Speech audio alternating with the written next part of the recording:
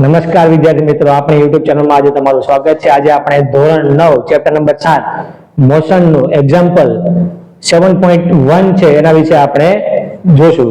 અહીંયા આપણે આજે ગુજરાતી અને ઇંગ્લિશ મીડિયમમાં ભણતા બાળકો માટે આજે આપણે દાખલો કરીએ છીએ। Example 7.1 An object travels 60 meter in 4 seconds and then another 60 meter in 2 seconds. What is the average speed of the object? આપણને રકમમાં એમ કહે છે કે એક પદાર્થ 4 સેકન્ડમાં 16 મીટર અંતર કાપે છે અને તે જ પદાર્થ બીજી 2 સેકન્ડમાં પાછું 16 મીટર અંતર કાપે છે, તો આપણે એની એવરેજ સ્પીડ કેટલી એક આપણે શોધવાની છે, એટલે એવરેજ સ્પીડ આપણે ફાઇન્ડ કરવાની છે। તો અહીં આપણે જોઈએ કે આપણને એક પદાર્થ આપેલો છે, પદાર્થ છે આપણે એવું ધારી લઈએ, એ આપણને ટાઈમ આપેલો છે, ટાઈમ 4 સેકન્ડમાં 60 મીટર ટ્રાવેલ કરે છે।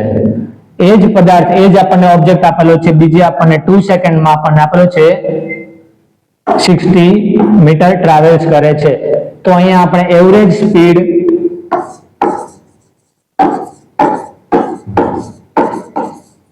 ફાઇન્ડ કરવાની છે।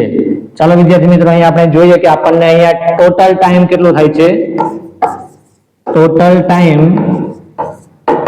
4 second plus 2 second, total time આપણને થશે 6 સેકન્ડ, અને ટોટલ ડિસ્ટન્સ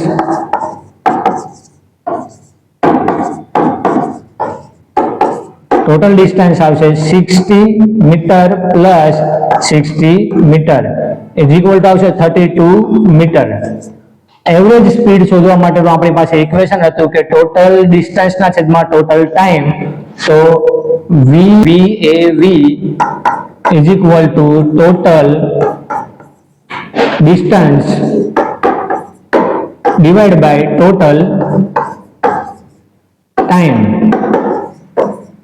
ટોટલ ડિસ્ટન્સ આપણને આપેલું છે 32 મીટર અને ટોટલ ટાઈમ આપણને આપેલો છે 6 સેકન્ડ। 32 ડિવાઇડ બાય તમે 6 કરશો એટલે આપણો અહીંયા આન્સર આવશે। આ આન્સર તમારે બધા વિદ્યાર્થીઓ કોમેન્ટમાં લખવાનો છે।